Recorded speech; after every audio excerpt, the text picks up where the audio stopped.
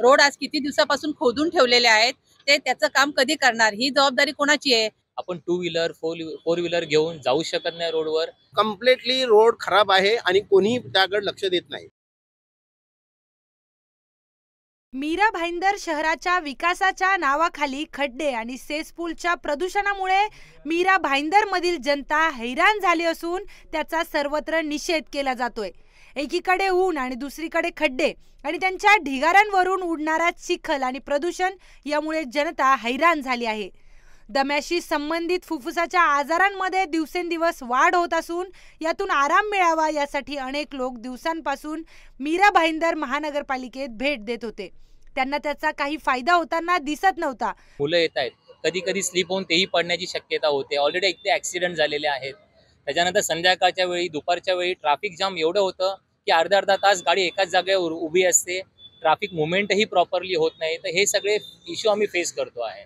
त्याच्यानंतर गव्हर्नमेंटने जसं की मध्ये सांगितलेलं धुळीच्या कारणासाठी जे आता प्रदूषण होत आहे धुळीमुळे, तर पाण्याचा स्प्रिंकलर हे सगळ्या एरियामध्ये करायला सांगितलेलं, पण आजपर्यंत एकही वेळा ह्या एरियामध्ये स्प्रिंकलर हे गव्हर्नमेंटने केलेलंच नाहीये। नगरपालिकेची जबाबदारी आहे ना, जेव्हा तुम्ही टॅक्स भरले नाही, आम्ही आमचे ऑफिसला टाळे वगैरे तुम्ही लावतात किंवा पाणी कपात करतात, मग ही जबाबदारी कोणाची? ती त्यांची। आज इथे किती लोक तुम्हाला माहिती आहे बायका मुलांना घेऊन पडता वाचलेले आहेत। मी स्वतः बायकांना हात देऊन त्यांना उभं केलेलं आहे। जर असल्या रोडवर आम्ही कसे राहणार? आज लोकांनी कोटी कोटी रुपये भरून इथे फ्लॅट घेतलाय, घरामध्ये आजार पण वाढलेत। जे प्रत्येक घरामध्ये एक वयस्कर बाई आहे, त्या बाईचा आजार वाढलेला आहे, डोळे लाल होत आहेत, इतकी धूळ घरामध्ये जाऊन हा आजार वाढलेला आहे। तर ही जबाबदारी कोणाची? उद्या समजा कमी जास्त काही कोणाचं झालं, उद्या ऍक्सिडेंट झाला, तर नगरपालिका हे भरून देणार आहे का? त्या माणसाचा जीव परत आणून देणार आहे का? नाही ना। तेव्हा आम्हाला आमची एकच विनंती आहे की लवकरात लवकर हे सगळे रोड करून द्या। बरं, बाकीच्या रोडला टँकर, म्युन्सिपाल्टीचा नगरपालिकेचा टँकर रोडवर पाणी मारतात, मग आमच्या इथे का पाणी मारत नाही?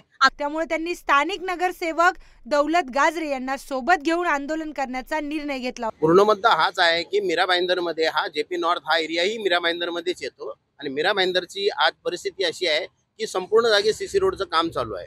मॅक्झिमम सगळी जागी रोड झालेले आहेत आणि थोडी काही जागा आहे त्या जागी राहिलेले आहेत, ती काम चालू आहे, पण तिथं कुठलाही प्रॉब्लेम नाही आहे। पण आज जेपी नॉर्थचा जो रोड आहे तो हटके ते जेपी नॉर्थ पासून ते आपल्याला गुजरात रोड पर्यंत टच होणारा हा रोड आहे।